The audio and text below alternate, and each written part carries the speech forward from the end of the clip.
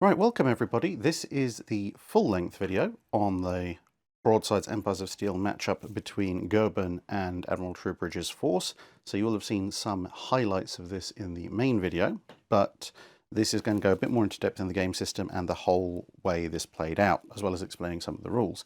So here we have Admiral Troubridge's main force. As you can see, we've got Warrior, Duke of Edinburgh, Black Prince, and Defence, and they all have their stat cards. Over here we have SMS Goeben, we have some turning templates, we have Goeben's stat card, we have a stat card for HMS Beagle, a destroyer, and we have these three ships. Now these represent Dublin's force, as you can see, Dublin, Beagle and Bulldog, but as I mentioned in the main video, we're going to use them to represent three destroyers, because three destroyers, including Admiral Cunningham's destroyer, is what was available to Troubridge on the morning, and they're of the same class as Beagle and Bulldog. So we're just using Dublin essentially as a placeholder because I don't have a third destroyer. But we will use the destroyer models, as you can see, with their arcs of fire there to determine shooting. We have the rule book, we have a tape measure, we have a cube of D6, and we have a rather nice fresh bag of markers, which are going to be quite important later on. And over here we also have three sets of cards. Now on the right, the upgrade cards we won't be using because those are for more general play. But on the left here we have signals cards. So this is how to give ships specific orders in the game. And we have ship damage cards, which will reflect different status changes as ships get more and more damaged. Now, how this works is you have your ship's stat card. I'm just going to pan up a little bit. And yes, we are doing this in my conservatory because everywhere in the house is too loud. So, as you can see, we have a number of different statistics. We have the ship's current speed and its hull points in big red letters. And then going down the statistics, you can see we've got a rated speed. So that's its maximum speed in inches. So 6 in this case. Its acceleration is 1, so that means per turn it can change its speed by 1 inch, so you can't magically stop or magically go to full power. You've got a turn angle, which is 30, so if we pick up the turning template, you can see the turning template's got 15, 45, and 30, so this is the side of the template we'll be using for turns. The target size is L for large. Its protection is -1, so this is how they abstract the armor. The evasion is 6 up, the discipline is 6 up. So discipline is kind of morale, how well they can fulfill orders if they need to take what you might term a morale check in other games. Evasion is essentially, can the ship avoid the shots? So on a 6 up, that's relatively unlikely, but all of these things can and will be changed by different functions in the game. And the protection -1, that basically gives the shells that are coming in a greater chance to do damage.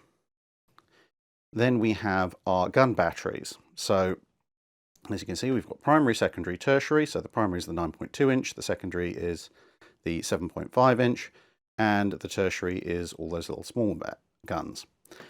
Now the range bands on the directed guns, so as you can see that is our primary and secondary guns, those are multiples. So our closest range band will be 12 inches, then 24, then 36, and 10, 20, 30. And how close you are will affect how easy it is to hit. So if we're within 12 inches, it'll be much easier to hit. If we're 12 to 24, it'll be further. If it's further than that, it'll be harder to hit still. Our firepower, so the dice we need to roll to actually do damage, you can see there's a 4 up for our main and secondary guns, and only 6 up for our tertiaries because they're quite light, unlikely to do all that much. And of course, that's predicated on things like the protection values and so forth. Forward, broadside, and aft shot dice, that's based on the number of guns that can be brought to bear. So obviously, say with the primaries, we've got a pair of twin 9.2 inch turrets. So obviously, we can only shoot 2 guns forward or 2 guns aft, but we can shoot all 4 on the broadside if we need to. The light battery, that has a slightly different rule set. So whereas we need to roll to hit for the primaries and secondaries, we don't need to roll to hit for the tertiary batteries, but they have a much more limited range, unlike the others where they have multiple range bands that are just expressed as a single figure. Here we have just 6 inches and 10 inches, and beyond 10 inches we just can't hit with those small guns. There's also torpedoes. You can see they have a maximum range and a range band of 6, so they're much more likely to hit at 6 inches, less likely to hit at 12, can't hit beyond 12, and they have port, starboard, aft for the torpedo tubes. There's no forward tube. They have a yield, so that's how many dice we roll, and a firepower, so 2 up. Obviously they're very powerful, do damage on a 2 as opposed to the 9.2 inches. And you can see if we were playing a balanced game, this is a 70-point ship. So to give you some idea of the differences, here's Beagle stat card. As you can see, we've got only 1/3 of the hull points. We're a little bit faster. We accelerate faster. We can turn at 45 degrees. We're a small target. Virtually no protection, but good evasion score. And we have our main battery really is torpedoes at this point. We can hit automatically with our light guns, with primary and secondary light guns, but with a firepower of 6, so i.e. we need to roll a 6 up to do damage. Not really going to do much, and there aren't that many of them. Most of the other ships, the other armoured cruisers, are medium targets. It's just Defence is a somewhat larger ship. And then we have our opponent here, Moltke. As you can see, she can only turn 15. She is a little bit faster, rated speed 7, so she is a bit faster than the others, although in this game that is reduced because of her boiler stats. She can also accelerate better than the armoured cruiser, so she can change speed better, and as you can see, her primary battery is somewhat better. Its firepower, it scores damage on a 3 up instead of a 4 up, and there's quite a few of them. Although she has secondary and tertiary batteries that are just light, because of course she doesn't have that intermediate 7.5 inch battery like the armoured cruisers do, and she also has torpedoes. So compared to the stats on the cards, we're only making 2 small changes, which is Gerben is going to have a rated speed of 6. We're going to keep her acceleration, but of course she was designed for 25 knots. She definitely wasn't capable of that by this point, and again, as discussed in the main video, she's probably good for 20-21 knots, maybe a little more in bursts, so a rated speed of 6 reflects that. Most of the other armoured cruisers are going to keep their rated speed of 6 because they were probably good for that at that point, and while the sources disagree as to whether Warrior or Duke of Edinburgh was the poor sailor, we've decided arbitrarily to nominate Warrior because it doesn't make much odds that which ship we choose. But Warrior is going to have a rated speed of 5, so which is more reflective of travelling about 18 knots maximum. So if the 4 ships want to stick together, they're going to have to stick to a slightly slower speed than Gerben, but if Troubridge wants, he could potentially leave Warrior behind. Those are the only changes to the stats, otherwise to reflect the situation at the potential interception. Now it's time to set up the game board. So here's our game board set up now. We have Gerben pretty much in the middle of the field. She is heading southeast-ish, heading towards eventually the Ottoman Empire, but initially hoping to rendezvous back up with Breslau and then the Collier. Just to her starboard bow over here, we have the destroyer formation because they were sailing to meet up with Troubridge. They're slightly ahead of him, so they're coming in over there relative to Gerben. And then over on Gerben's port bow, we have the 4 armoured cruisers, and they're in a rough sailing formation, sort of line abreast, as Troubridge said, prepare to form a line of battle, and they're as far apart as we can get on this 6x4 board as long as we're going narrow edge to narrow edge in terms of length. Obviously it's long edge to long edge for either opposite side, and that's simply because if we put this scenario with, let's say, the British forces up there and Gerben over here, we'd run out of board width. So, and this is a decent enough representation of the range. So let's start off with our first set of movements. Now if we were playing a points balanced game, then we would have to determine initiative, and the person who has initiative would get to activate a ship first, and then the other person would activate a ship, and back and forth and back and forth. However, in this game, obviously, the Germans only have the 1 ship, and also Troubridge knows he's going to have to be reacting to a certain degree to what Souchon does. Therefore, we're just going to assume that the Germans have the initiative, because to be perfectly honest, even if they didn't have the initiative, and we rolled for it, and they lost for whatever reason, I'd only get to activate one ship on the British side before I activate the German ship anyway. So all things considered, we'll let the Germans do their thing first. Now, one of the first things to do is we have to issue orders, because at the start of each turn, you activate the orders that you've placed on your ships. And if they're in a fine condition, like they are now, no one's been hit, then everything activates fine. As damage accrues, etc., you start having to use essentially your morale checks, your leadership or discipline checks, in order to pass those orders on, rather than just doing generic things. So let's place some orders. Now, again, in a normal game, you would place these orders face down secretly, so your opponent doesn't know what you're going to do first.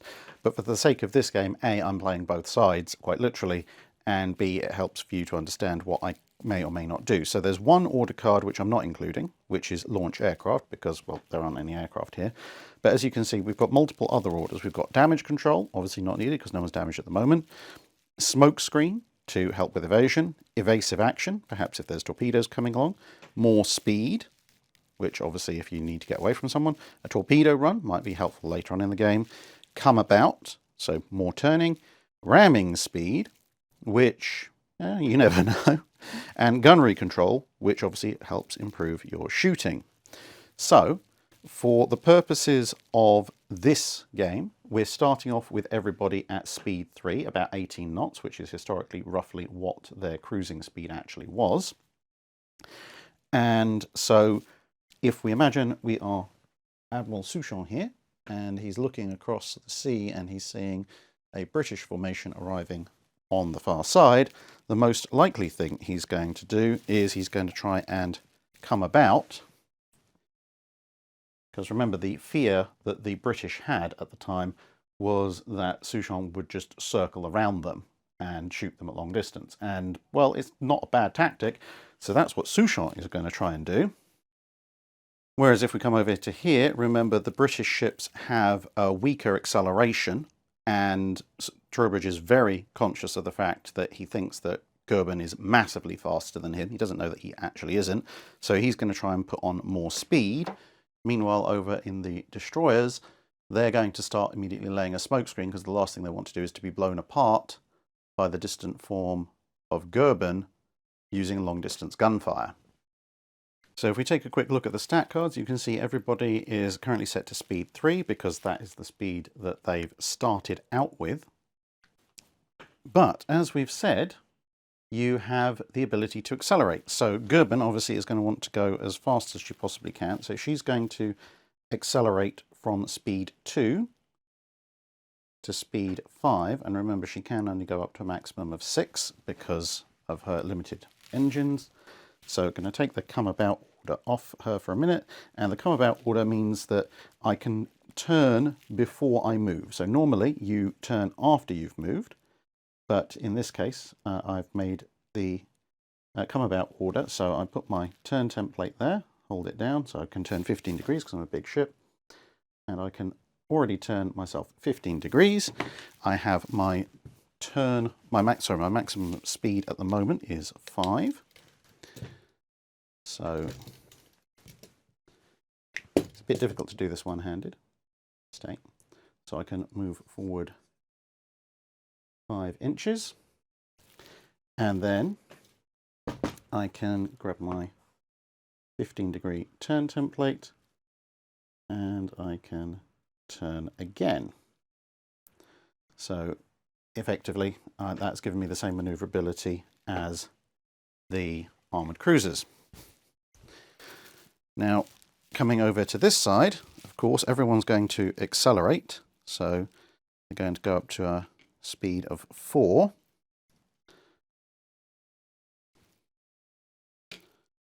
That's all of the armoured cruisers. The destroyers can go straight to a speed of 5 because they have an acceleration of 2, but I have more speed on all of my armoured cruisers. So although their rated speed is 4, so coming into next turn, if I don't change anything, they're going to be at 4. They can move 5 this turn because more speed gives me 1 inch extra of movement. So let's see, if I put camera down like so, then I can use both hands. Right, so defense here is going to move 5 inches. Everybody else is also moving 5 inches, which is also, so with more speed you can go 1 inch faster than your rated speed. So Warrior is moving at her maximum speed. She could theoretically move a bit faster. I think also, because Troubridge wants to close the range as much as possible, and if we check the relative bearings, although we are on an intercept course, kind of, do I try and close the range faster? No,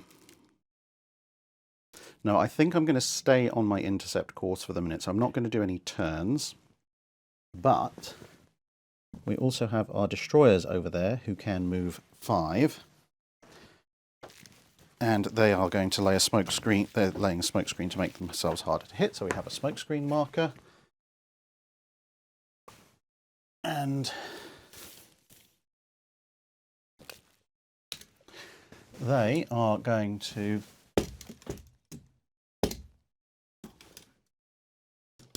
continue to move ahead. I'm going to put the smoke screen marker there so we know that it's all there. They're going to move continuously ahead because, of course, they're cutting across Gerben. So now it's on to shooting. Everybody is at war with each other at this point. So who is going to shoot at who? And how is that going to affect things? Well, let's find out. So Gerben, obviously, is going to try and open fire on her attackers. And first, she's going to try and target defense because that's the flagship, it's the closest, and it's the lead vessel, so it all makes sense. Now, this is quite lucky for her because defense is a size L. Remember, all the other ships are size M or S, which would make them harder to hit, especially at long range. So by default, we need to hit on a 7, which...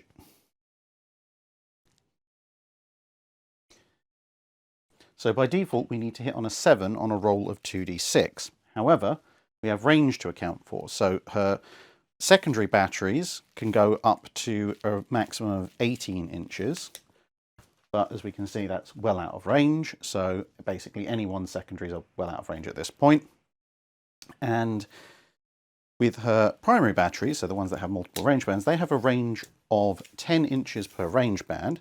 So going from center of target to center of target, which is how you do things in Broadsides Empires of Steel, we are 37 inches away. So that is in the 4th range bracket. Now, if we consult the range bracket on battery range table, which is helpfully provided on the back of the rulebook, we can see that for a battery range of 10 inches, between 30 and 40 inches corresponds to long range, which gives a ranging modifier of +2. So we're now up to needing a 9. And then finally, again, if we consult our handy little guide on the back of the rulebook, we can see that the directed gunnery modifiers table in the middle there means that we have a target speed of 4 or 5. So the target speed is actually 4, but we're moving 5, so it fulfills both of those criteria. So that gives us another +1. So at this very long range, we can only hit now on a 10, because we've gone 7 + 2 + 1, 10. There's no evasive action tokens, which could have potentially complicated things even more.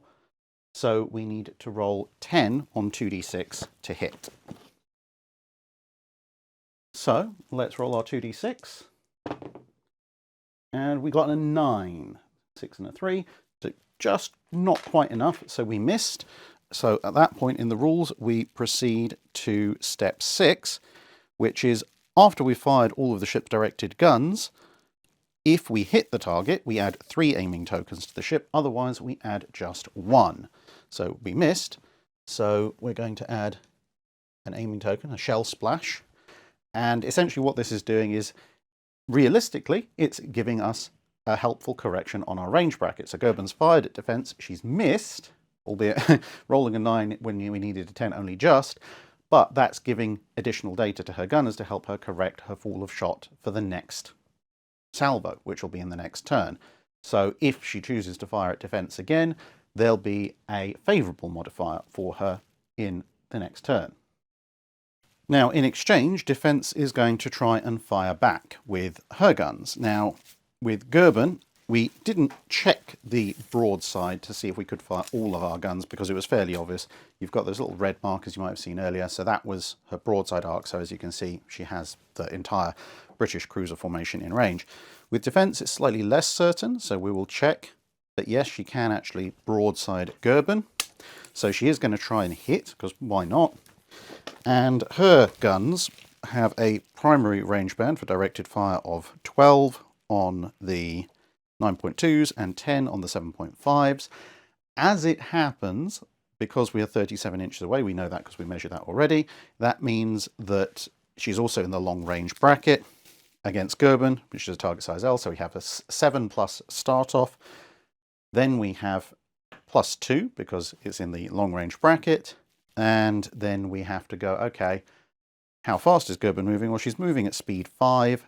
So again, another +1. So it's also a 10 to score a hit, but for both the primary and secondary batteries. So we're going to roll for the 9.2 inch battery first. And we get an 11, so we do actually score a hit. And for the secondary batteries, we get a 10. So actually, by some miracle, defense has managed to hit with both sets of her directed guns. So now we get to move on to find out what happens when those shots actually land. Now, first we have the 9.2 inch battery, and since we are firing broadside, that means we get 4 dice. However, there is the evasion of Gerben, representing minor course changes and things like that. Now, the evasion is 6 up.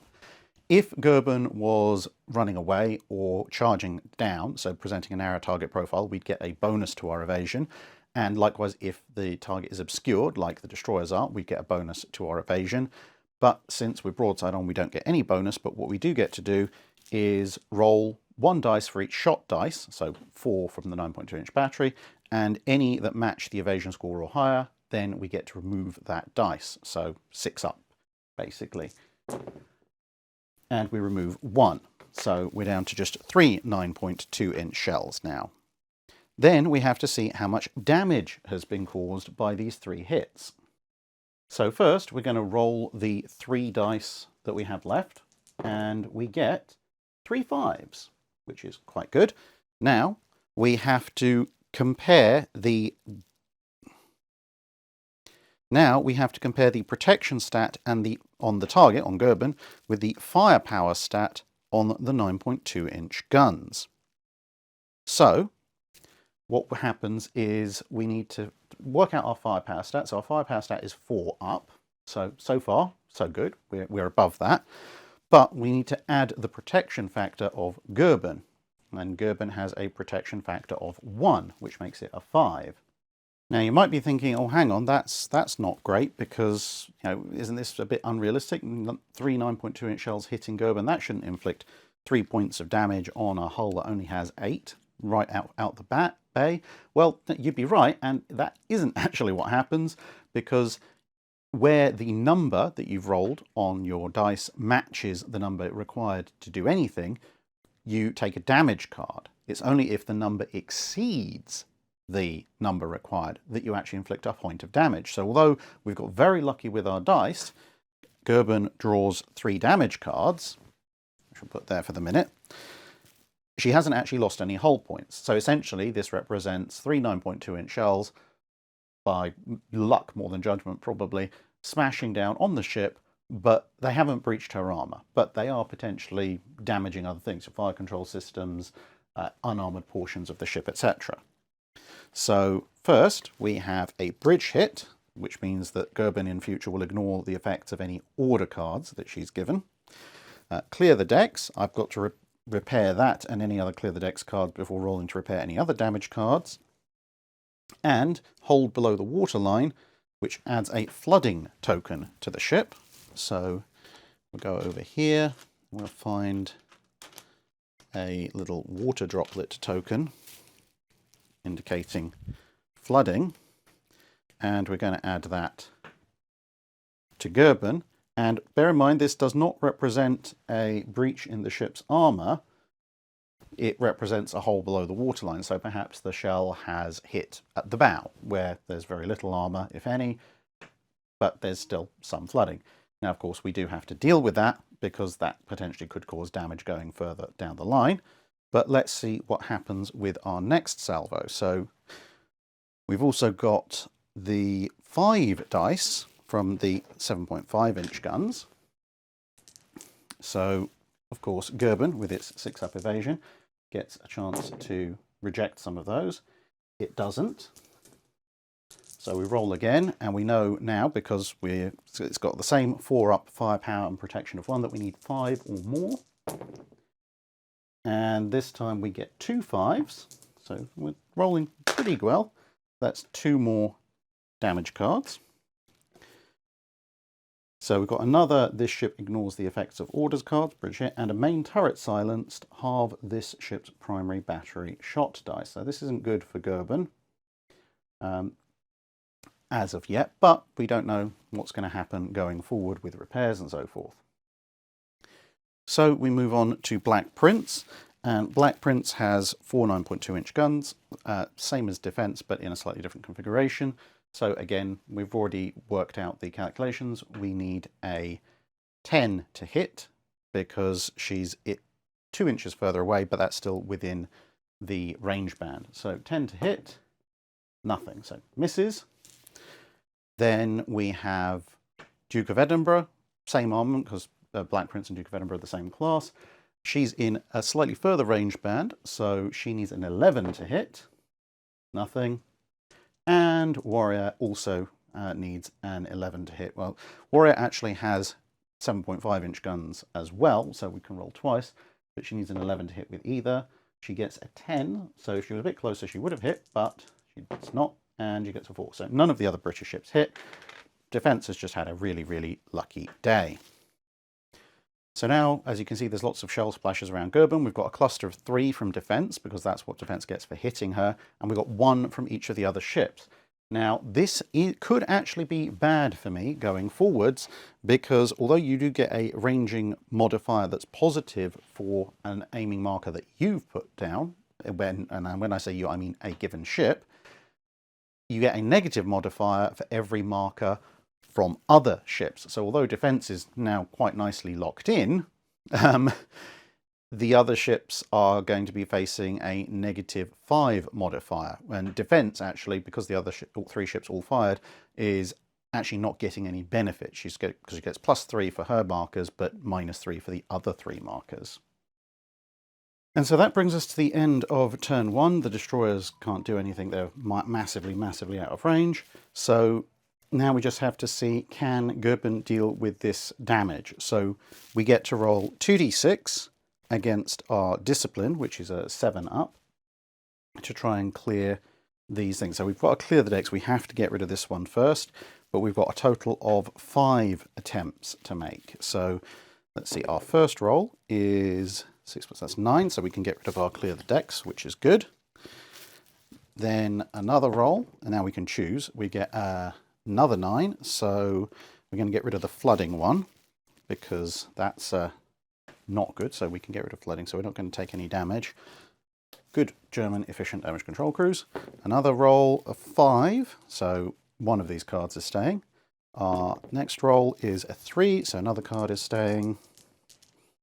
And our final roll is another 9, so we're going to take off the main battery silence. So everything's back up to speed, except for the fact that we've got 2 bridge hits, so we can't issue any new orders next turn, which is a little bit annoying because we can't put gunnery control or more evasion on, but it's not the worst thing in the world. So advancing on to turn 2. So first thing we're going to do is Gerben is going to accelerate up to 6, which is her maximum rated speed. Everybody else is going to accelerate up to 5. That's the British armoured cruisers. So I'm just adjusting those dice off camera. Because remember, Gerben can accelerate 2 to a maximum of her limit of 6 at the moment. and everyone else can only accelerate 1, except for the destroyers, who are going to move up to their maximum rated speed of 7. Now, with all of that said, it's time for movement. So Gerben can now move 6. So she can't take orders at the moment because she's still dealing with disruption. So she's just going to move at full speed, 6 inches.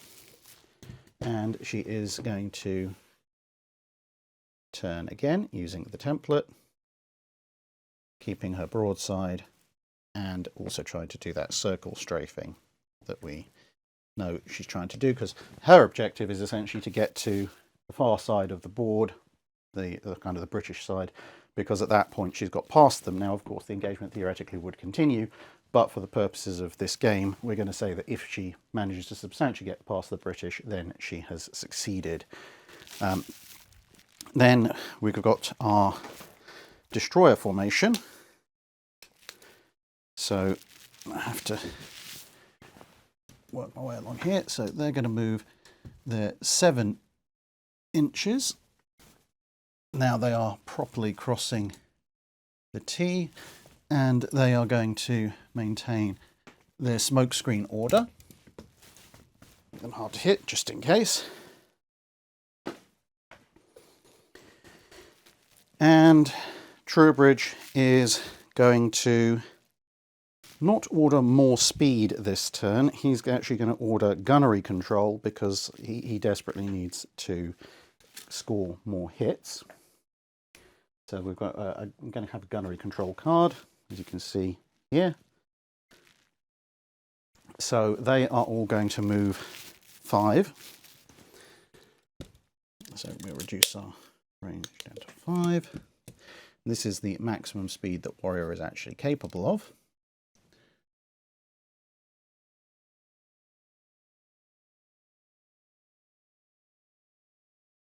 There's defense, and because they're now you see we have a bit more of a quandary, because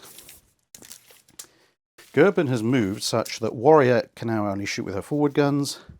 Same story with Duke of Edinburgh. Same story with Black Prince. And defense just about can still broadside Gerben, but at the moment they are still at a fairly long range.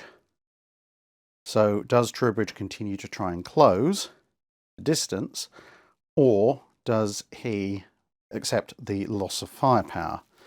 Now, I think for the minute, or could turn away and try and engage in a long-distance broadside battery. I don't think that's going to end well for him. But for the minute, he's not actually losing a substantial amount, because defense, being the furthest ahead, can actually still engage with her full broadside with her 7.5s. The next 2 ships don't have 7.5s, and their secondary batteries are well out of range anyway. So really all we're losing is the 7.5-inch battery of Warrior. So I think he's going to try and maintain this distance for now. Let's say the destroyers have moved, and so we're over to gunnery. So Gerben's going to keep firing on defense. Now, we know that defense is a large model, so that's our 7+ ranging baseline stat. Gerben is still at long range. It's 31 inches now, but still that's in the long range for her 10-inch range-bound batteries. So we're getting a +2 off of that, so that's 9, and +1 because defense is moving at 4 to 5 speed. So that's 10 to hit on a 2d6 again, except for the fact that Gerben has this aiming token over on defense because she shot at her before, so it's actually 9 on 2d6. Does Gerben get a hit? 7. No. Now, that's pretty much it for Gerben. Now we pass on to, let's see, the destroyers quickly, just checking. The destroyers have a maximum range of 12 inches on their light guns, which is well out of range, and their torpedoes as well. So yeah, the destroyers are still well out of range, can't do much. Now, the cruisers, we are at, as we said, 31 inches for defense, and we're going to check the range on the others. So Black Prince is 34, 35, and 38. So for each of those ships in the 12-inch band, so we are at 31 for our lead ship, which is going to be for 12 inches. That's a medium band now, so it's only +1.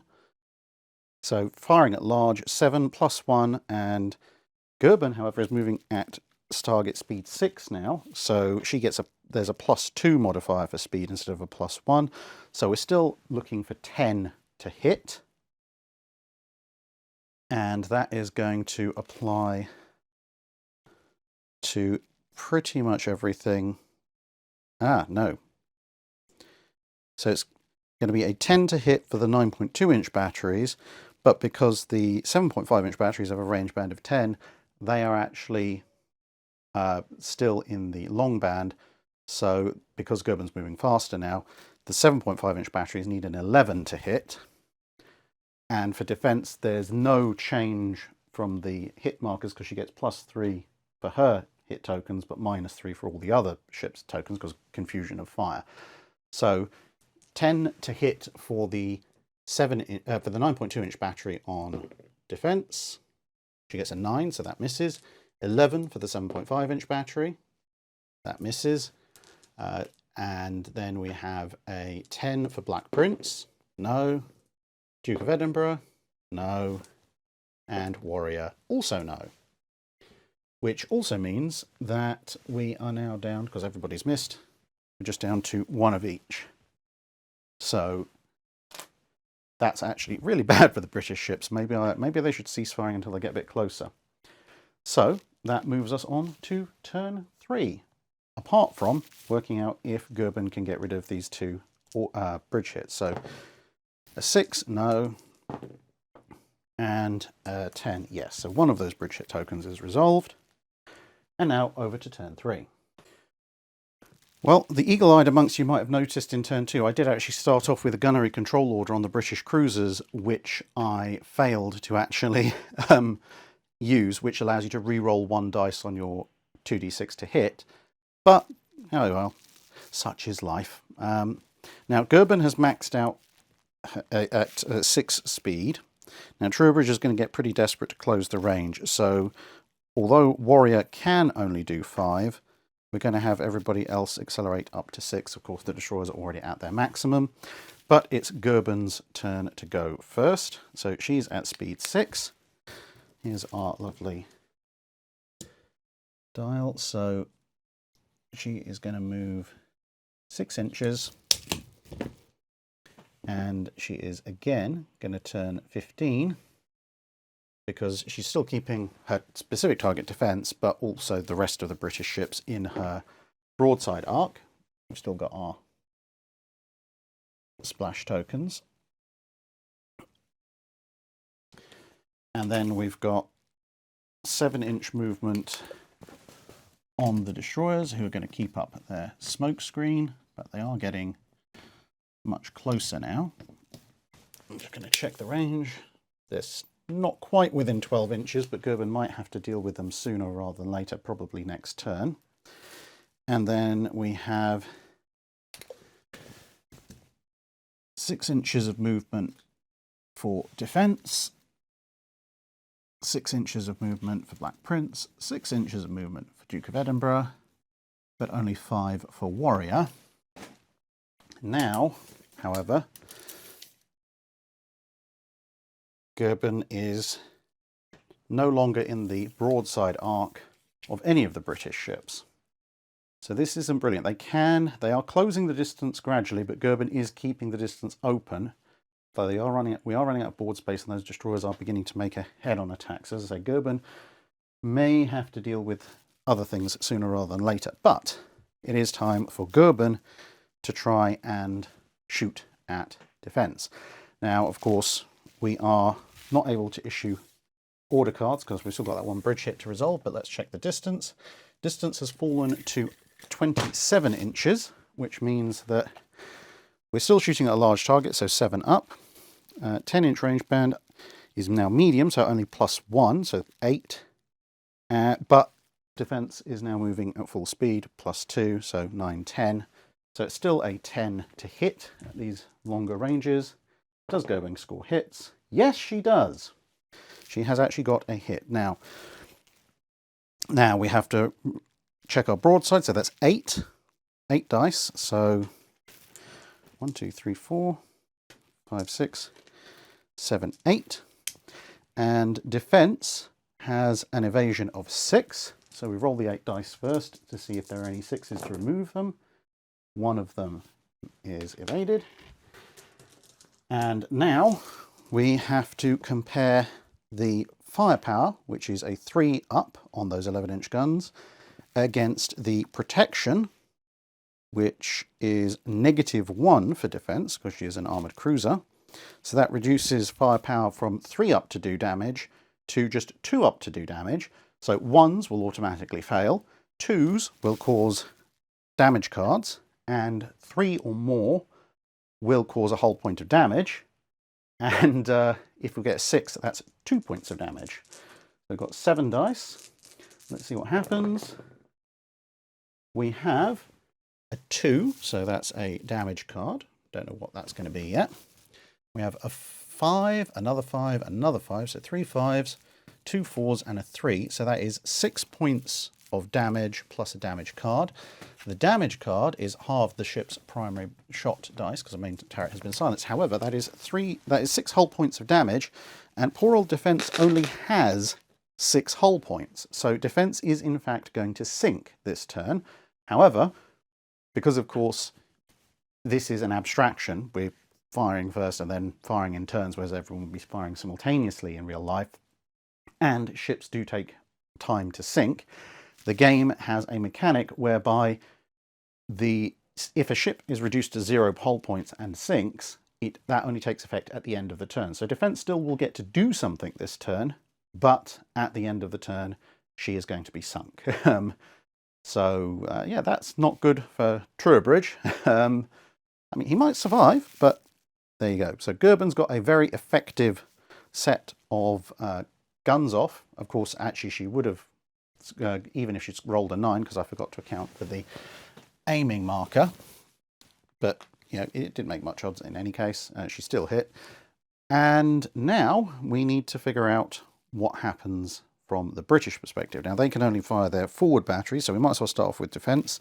Now, as we established, the range is 27, so she is in the 3rd firepower band.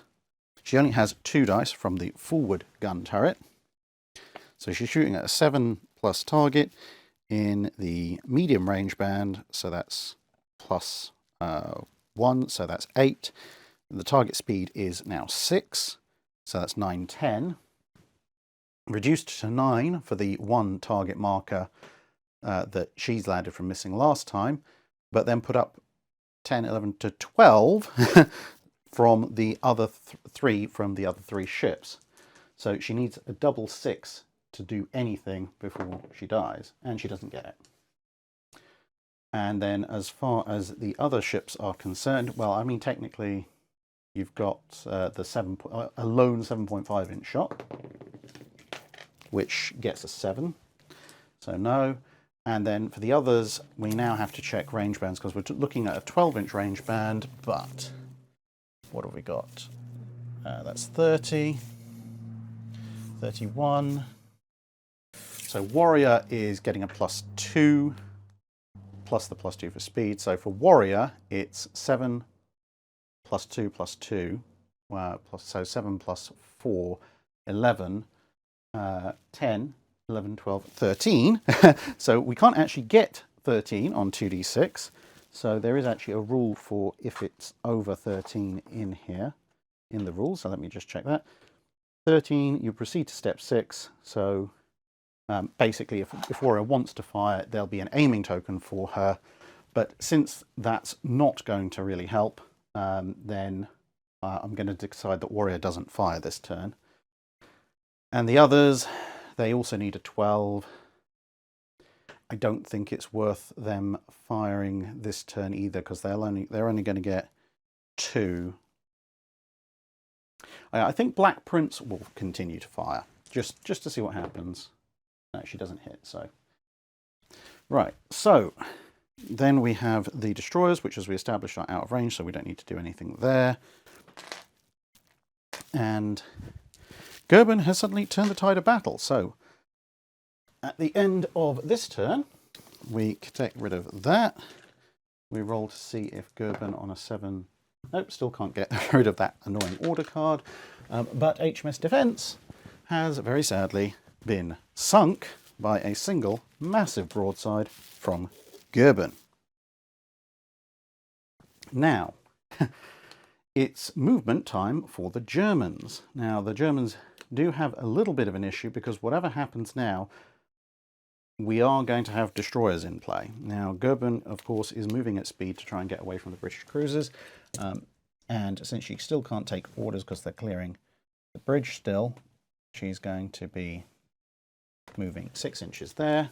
But if she turns another 15 degrees, like so, she's going to bring the destroyers into range of her secondary batteries, at least if the destroyers are themselves in range. Now, for the destroyers, of course, unsurprisingly, they're going to go on torpedo run orders. I'm going to drop the smoke screen, so we'll move that out of the way.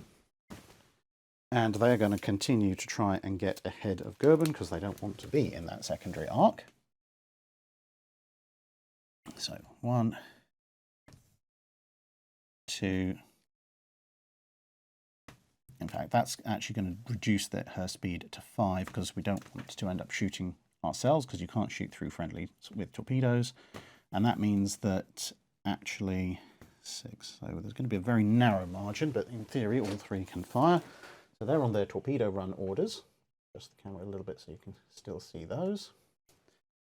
And then we have Troubridge's cruisers. Now, as you can see, they are being somewhat outpaced by Gerben. I mean, technically, Edinburgh and Black Prince are keeping pace, but they are a little bit lacking because they started further behind and Gerben is basically circle strafing them.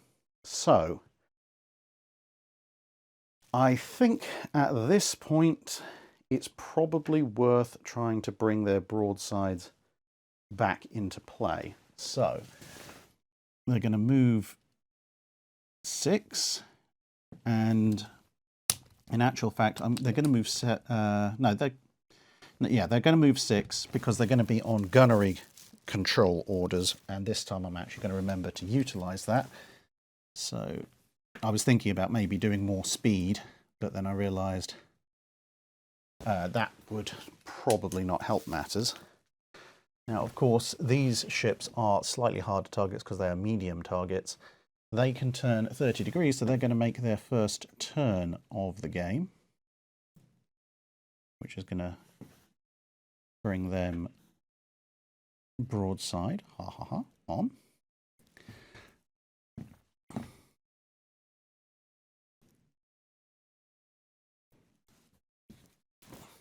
So they're now all on gunnery control. So let's see what's going to happen. So the destroyers have moved, so they're actually still out of Gerben's secondary battery broadside, but the secondary and tertiary batteries still can fire ahead, just with reduced firepower. So we've got the larger secondaries, which have a 12-18 range band. So let's set the measure to 18, and everything's in range. What about at 12? So at 12, it can shoot at the closest destroyer. So now we need to check the rules for the secondary battery. And I need not to drop things. So,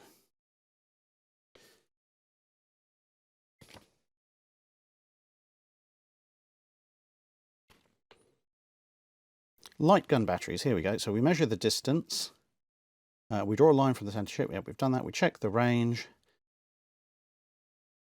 Then, because these are secondaries, we get automatic hits, and we get all automatic hits as long as they're within the first range bracket. If it's within the second range bracket, half your secondaries hit, and if it's outside of the second range bracket, none of them hit. So that means we get 1 hit on the nearest destroyer, and then we get to roll the shot dice, but there's an evasion. So there's one 150mm gun on Gerben, which has managed to hit the 4. So Beagle, the destroyers have a 4-up evasion, so on a 4-up she dodges that 6-inch shot, which she does. Okay, but then we also have 3 shots from the smaller anti-torpedo boat battery, but that only has a range break of 8 to 12, so it is within 12, but it's not within 8. So 3 halved rounded up, 1.5 rounded up is 2. So Beagle has 2 4-up evasions.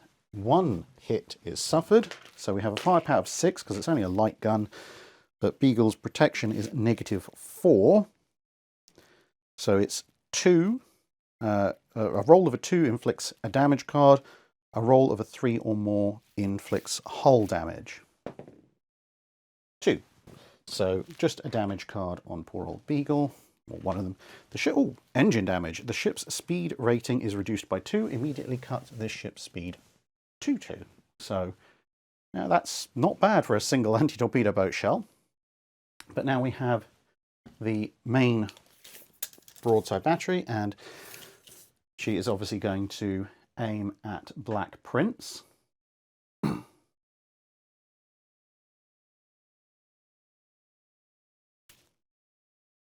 And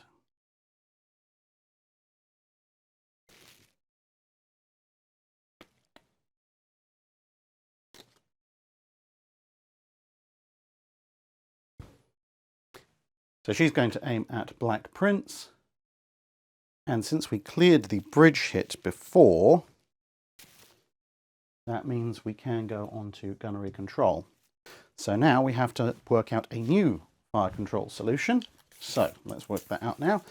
So we have a distance between targets of 28. So on a range bracket of 10, that's going to be in our 3rd range band, 20 to 38 inches.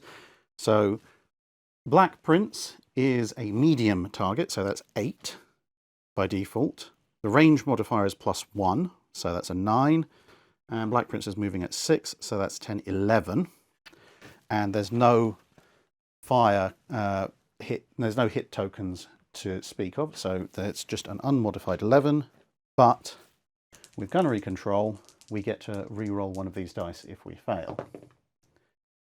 4, 3, re-roll the 3, 1. That doesn't make much odds. We weren't going to succeed anyway, because even if we got a 6, that would only have been a 10. But we do get a dice marker. I'm too used to playing Battlefleet Gothic. A splash marker, which tells us that Black Prince has been targeted. Now, I'm again not going to fire with Warrior just yet, because that's just going to raise more splashes. So Black Prince is going to try and fire. So she has 4 dice, and again, so it's going to be 7, because Gerben is a large target, plus 1 for the range bracket, so 8, plus 2, 9, 10 for the fact that Gerben is moving at speed, but then plus 1 to 11, and then -1 because of the splash markers, so it's still 10, and she gets snake eyes. So the splash marker remains, and the same equation goes for Duke of Edinburgh, who gets a 7. Now, 7. I'm going to use the gunnery control there, because obviously with snake eyes, we'd only get a maximum of 7 if we got a 6 and re-rolling one of them, so it wouldn't succeed anyway. But if we get a 6 on Duke of Edinburgh's re-rolled 3, which we don't, then we could have scored something. So let's get rid of those gunnery controls for the minute. And instead we go over to here where we have our torpedo run. Now, we already know that, well, Bulldog, but not Bulldog, is within 12 inches. The other 2 are not. They're actually slightly outside of 12 inches. So only one ship, and the ship that's actually been badly hit by the anti-torpedo boat battery, gets to fire its torpedoes. So now we get to look at the rules for the torpedoes.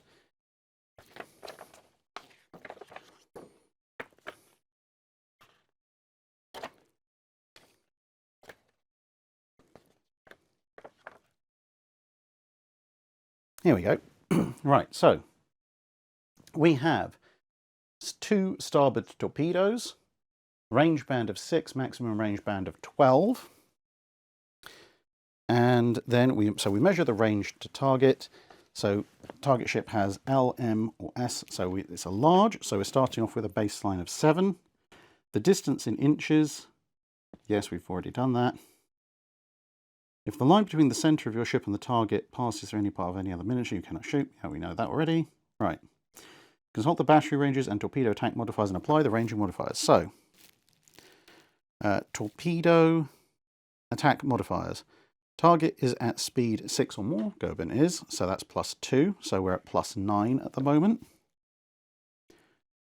Then roll 2d6 for each of your torpedoes, so we need a 9 to score a hit. We get a 5, and we get a 3, so both of those torpedoes have missed. Gerben doesn't need to evade, so that's a pretty poor showing for that initial torpedo strike. And then we just need to see if the torpedo run would have affected that.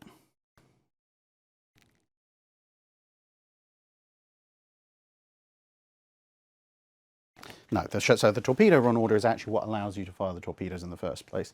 So one of our destroyers has expended her starboard torpedo battery and has failed to hit anything and has had its engine smashed in exchange, which isn't a brilliant outcome, but such is life. So on to the next turn. Now Gerben has a little bit of a choice here, because if she continues to try and hook to bring her battery, her main anti-torpedo battery to bear against the destroyers are going to just keep going around her.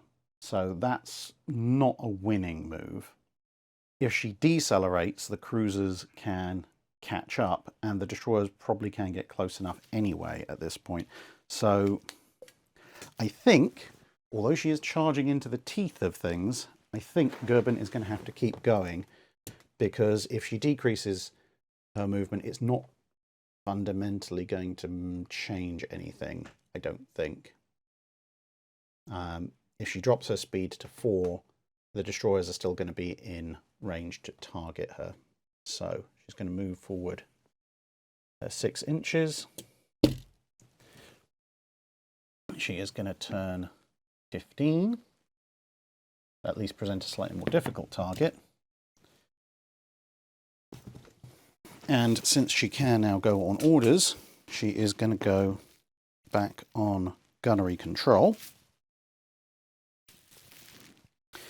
The destroyers, well,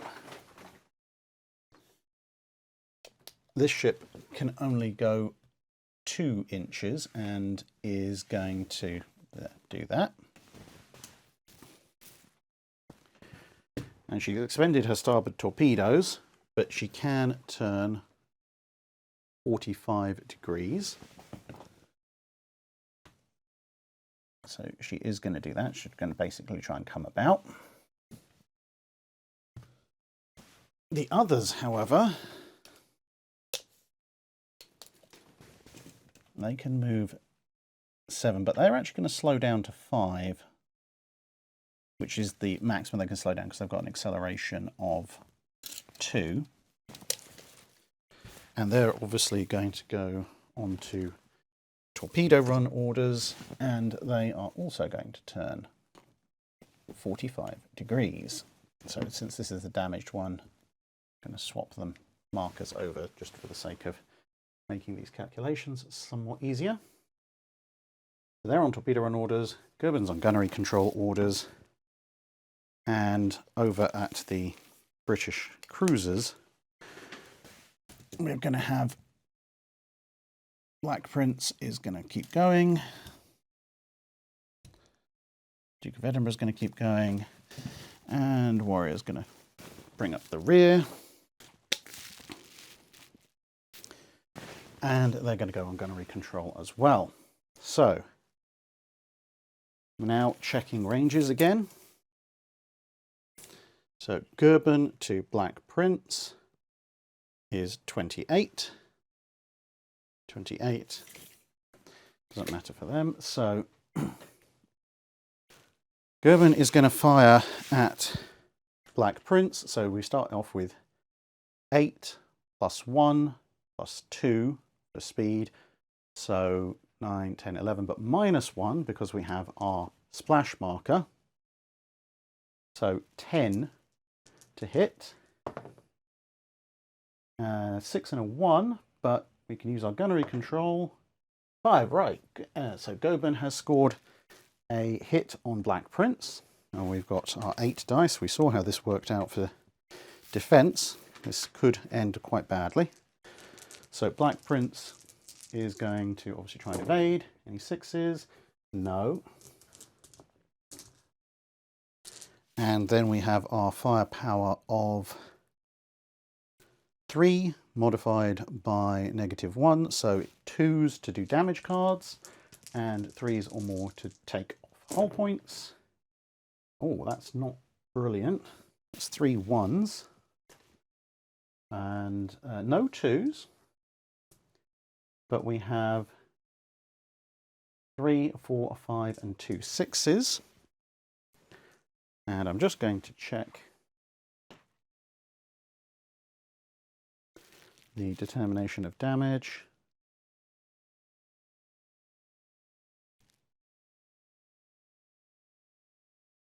Yes, and so there is a rule that if the number required to cause damage was 2 up or better, the target ship's protection is so far outclassed by your guns that they may cause even more damage.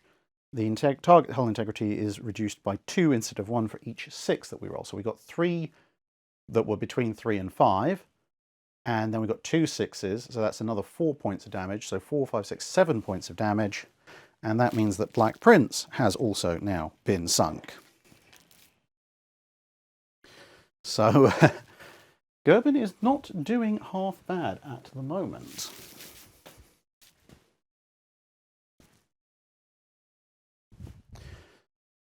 Now, of course, Black Prince does get to fire back because she only sinks at the end of her turn. So we have 7 up because it's a large target, +1 and then +2. So 8, 9, 10, +1, -1 for the splash markers. So she needs 10 on 2d6 to score a hit with her 4 9.2-inch guns. And that was a 5 and a 2. So can use gunnery control to try and re-roll that. 9, not quite enough. So she's going to sink without any result. And Duke of Edinburgh needs the same. So 5, we can re-roll because of gunnery control. Duke of Edinburgh does score a hit. So doesn't do much good for Black Prince. But Duke of Edinburgh gets 4 dice with a firepower of 4, which the protection of Gerben modifies to a 5. And then Gerben gets evasion on a 6. He gets to evade 1. So we have 3 dice.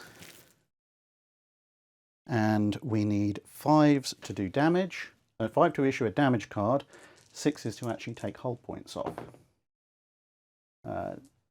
We just take 1 hull point off because we've got a 1, a 3 and a 6. We don't take more than 1 hull point off because it's not 2 up or better. It's not massively overmatching. So, you know, the Duke of Edinburgh scored a hit, which is nice, but so far the British have lost 2 armoured cruisers. And I know, yes, we technically shouldn't be taking that off till the end of turn, but as far as the armoured cruisers are concerned, that is the end of their turn. But we now have the torpedoes potentially from these destroyers. They're on torpedo run orders. And they are both now in range with their starboard torpedoes. And this ship can't do much of anything, except that it is in the forward arc at about 7 inches. So bear in mind that is a destroyer, that's only a stand-in. So might as well take a shot with, oh no, it's a light battery. Halved 1. Okay, so 6, but it's firepower 6 up, protection 7, so we can't actually hurt Gerben with the destroyer guns, unsurprisingly. But we can execute another set of torpedo attacks. So, might as well with our... Well, do we do that with our torpedo attacks? So it's 7 up, 9... And just checking the rules for torpedoes. They're at the second range bracket.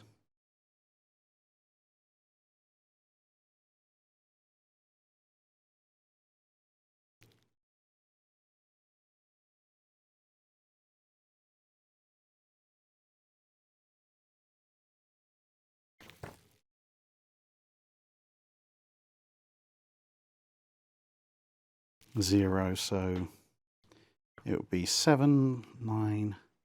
If I can get within 6 inches, which I will be able to do next turn, then that drops to a 7 to hit. And given that I only get 2 shots per ship, I think actually I'm not going to bother firing the torpedoes at this point in time. Now, as far as Gerbin is concerned, however, this destroyer that's much closer can get right in next turn, and although she is very much reduced in speed, she only has 1 hull point left.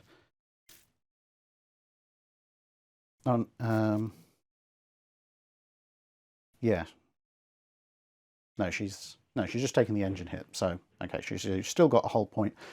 So 2 hull points, but we can fire with the secondary foot ahead. So 1 firepower 5, so 4 up to evade the heavier shot, does not evade, so we've got firepower 5, -4, so it's 2 to do damage, and it does 6, so that destroyer is dead. And I guess at that point we can fire the other 3 at one of the other destroyers. Let's fire at the rearmost destroyer, just because we only get 2 hits because it's not the shorter range. So we've got 2 evasions, neither of them are evaded, and it's 6 minus 4, so it's still 2 ups to do damage. And we get 1 damage card and 1 hull hit, so we get a damage card, and this other destroyer is down to 1 hull point. So the rudder assembly is damaged. I'm going to put a dice there. This destroyer is gone.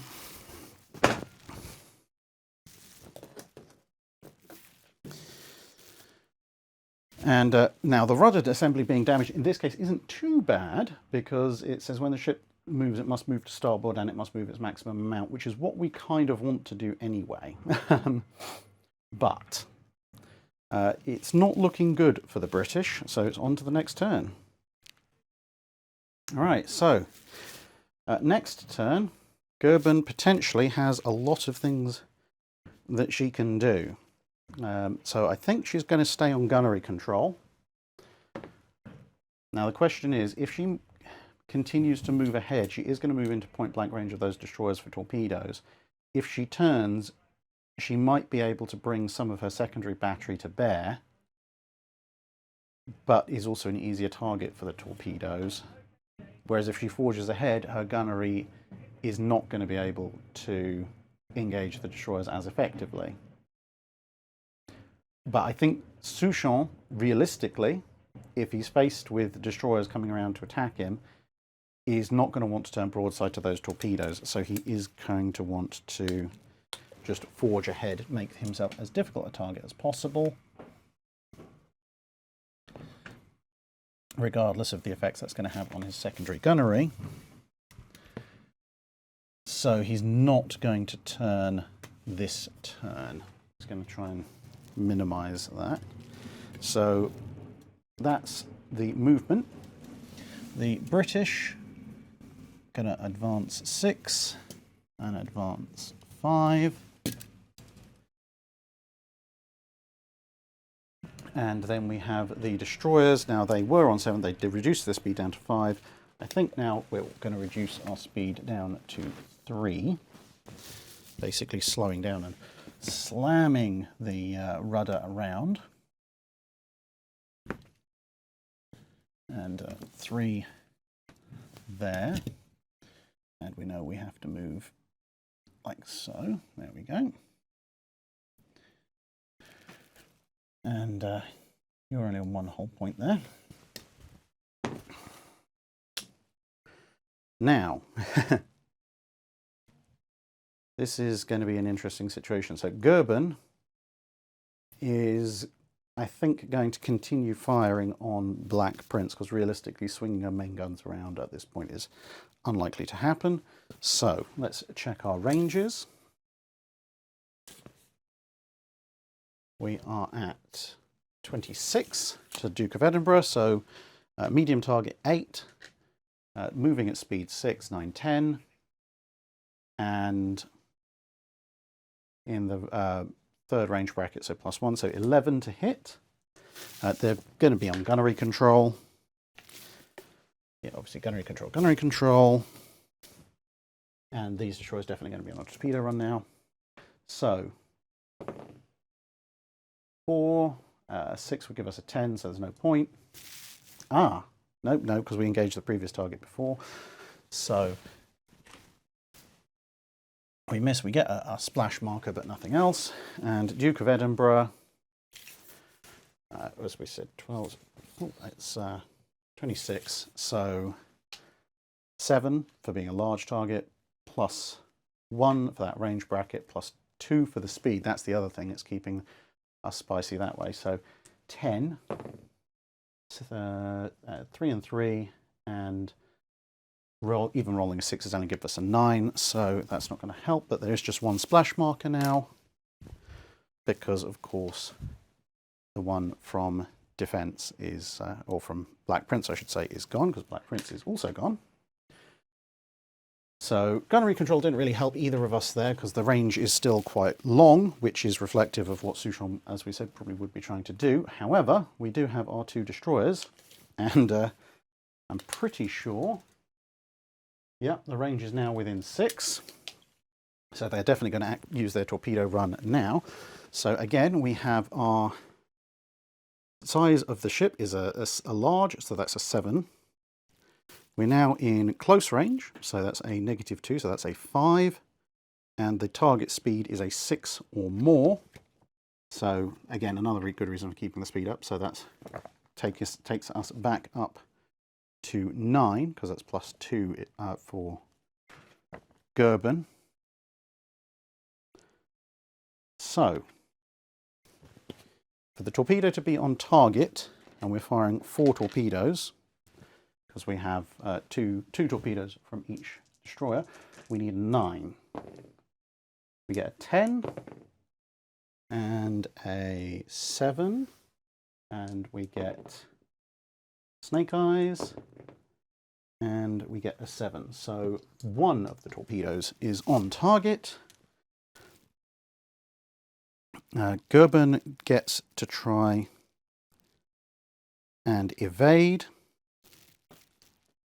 and get on a 6, which she doesn't. So she does get hit by 1 torpedo, and then we roll the torpedo's yield stat in dice. For each torpedo that was not evaded, use the damage table at the back to determine what number is required to cause damage. Firepower rating of the torpedoes is always a 2 up. So we have a yield of 4, so we get 4 dice with a default 2 firepower, and it says the firepower rating is always a 2, so that doesn't get modified by armor, which makes sense.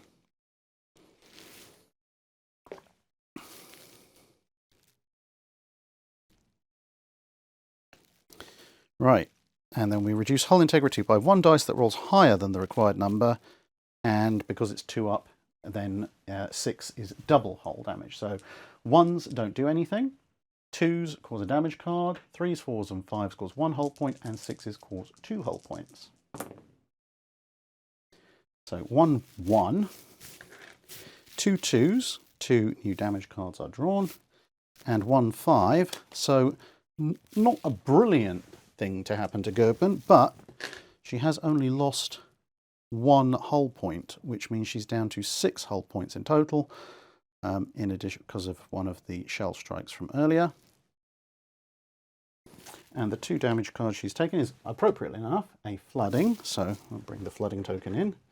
and a clear the decks, so she has to repair that first. So then we have our secondary batteries, and she can fire full broadside secondaries at the more intact destroyer, or she can go and try and finish off the one that is already damaged. So again, applying a little bit of naval realism, you keep firing at the target you've already hit. So the 150mm single shot that we get, does the destroyer evade it? It does. And the two shorter range shots, actually no, it's 3 now because we are very close range, we're within 8 inches. So 4 ups to evade, 1 does not evade, and now it's 1 no damage, 2 damage card, 3 or more, and that destroyer is dead. 6, that destroyer is very dead. So get rid of that, get rid of that, get rid of that, and this destroyer is also gone.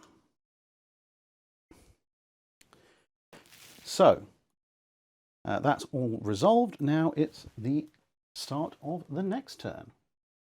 So actually I forgot, tail end of the previous turn, do we manage to repair the damage? 6 is a no. 12 is a yes, so we managed to repair the clear the decks, but we still have a flooding. So now it's the start of the next turn, and let's see what happens with flooding. Okay, so with flooding, you reduce the hull points by 1 for every flooding token you have at the start of your turn. So Gerben is down to 5 hull points. So now Gerben has a few choices. She is able to move 6 inches still, presumably coasting on momentum, which is not quite going to get her to the edge of the board, but in 1 more turn she will be, which is basically clearing things. So she has her flooding, so she's going to do that.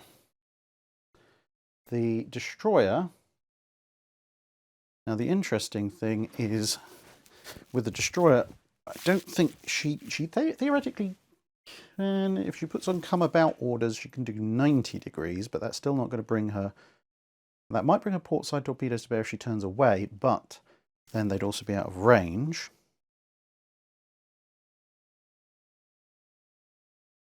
So I think there's not a huge amount the destroyer can do in this turn.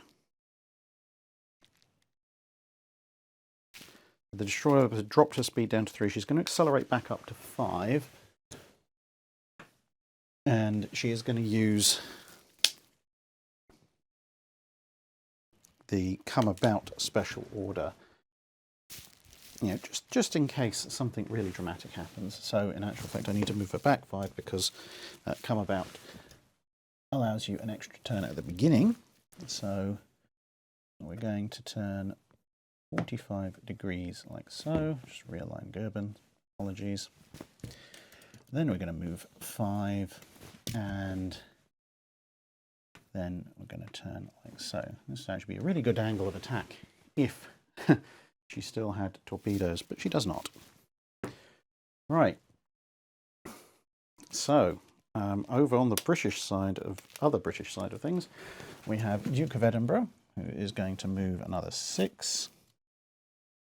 And Warrior has not really been able to do a huge amount, is there. So what is the range for what's probably going to be the penultimate turn? We're now within 24 inches, so it doesn't make a huge change to Gerben. Obviously, she's going to go on gunnery control, and so is Duke of Edinburgh. So Gerben is firing at a medium target, so 8. She's still in the +1 range band, and the target's still moving at 6, so that is 9, 10, 11, but -1 for the splash marker, so she needs 10, and she's got gunnery control. 4 and 4, so we'll re-roll 1, because if we get a 6, No, Gerben does, but splash marker is maintained. And Duke of Edinburgh is going to be firing back, and 7, so that's 7. She's actually within 24, so she has no adverse gunnery modifier, +1, +2, because Gerben's moving at 6 inches, so that's 9, -1. So Duke of Edinburgh now only needs an 8 to hit with gunnery control. So 4, so 4, 5, or 6 with a reroll. No, neither side scores any gunnery hits. And then that is just, we know the torpedo boat can't hurt Gerben with its gunnery. Gerben, however, can try and hurt with its gunnery in return. So we have a 150 mil shot. Does the destroyer evade? It does. And we have 2 of the lighter anti-torpedo boat gun shots, and that's 2 if they're within 8 inches, which they are. So does the destroyer evade those? She evades both. And that is that for that turn. And then it is Gerben's turn, and on Gerben's turn, yes, end of the turn. Let's see if she repairs that flooding. She does. She rolls a 7. I know some of these dice rolls might be taking place out of the camera shot, but that's literally the way the dice roll. So she gets rid of the flooding token. And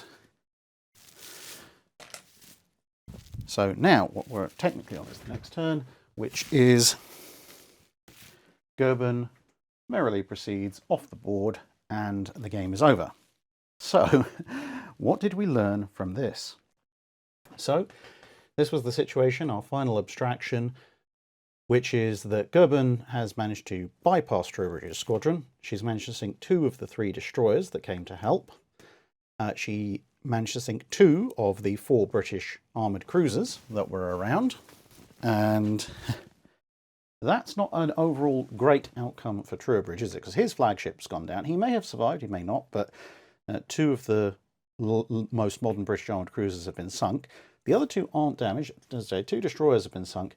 Gerben, however, has taken a fair amount of damage. She started out with 8 hull points. She finished off with 5, including flooding damage from that torpedo hit. So, how do we abstract that? That's a little less than 50% damage, most of which is above water, but we do have that below water damage as well. So, I think, based on that, you could make a reasonable argument that Gerben is going to have to reduce speed. She can't maintain full speed with a massive hole caused by a direct torpedo impact in her hull, pretty much like Bismarck, much later on. But she is still afloat, and Troubridge's remaining squadron is going to have to break off, because at this point it's beginning to develop more and more into a tail chase. Duke of Edinburgh and Warrior clearly aren't going to win a gunnery duel on their own. Warrior's just going to drop further and further back. And while you do have the Valiant destroyer here, that is probably going to get horribly murdered by Gerben's secondary batteries. She might be able to come about and get another torpedo shot off, but in terms of coming about to do that to Gerben, that, yeah, she's going to have to survive a lot of secondary fire before that happens. So, yeah, I'm going to say that's unlikely to occur. Now, so on the face of it, it would seem that this was a really bad idea for Troubridge to engage. The only saving grace might be that with that reduced speed, if Milne now is going to get word that, hey, you know, Troubridge's squadron's taken quite a beating, but we saw Gerben take a torpedo hit and she's limping away at reduced speed. If Milne then presses forward with his battle cruisers, there's a reasonably decent chance he catches Gerben before she reaches the Dardanelles. And whatever else you might like to think of the Invincible class, 3 of them, or even 2, if only 2 catch up, versus a damaged Gerben with limited speed, and Gerben's probably expended a reasonable amount of ammunition in this engagement, Gerben is almost certainly not making it to the Ottoman Empire. If Gerben can't make it to the Ottoman Empire, then that's Gallipoli, the whole conflict there, probably not going to happen. And even if the Ottomans do still enter the fight, perhaps Breslau gets there or whatever, or they just choose to get involved anyway, then the Ottomans don't have Goeben and Breslau, which gives the Russian Black Sea Fleet considerably more freedom to maneuver. So the strategic implications of this battle are actually fairly high. So from an objective perspective, was Troubridge able to stop Goeben? No. Did it cost him a lot of lives? Yes.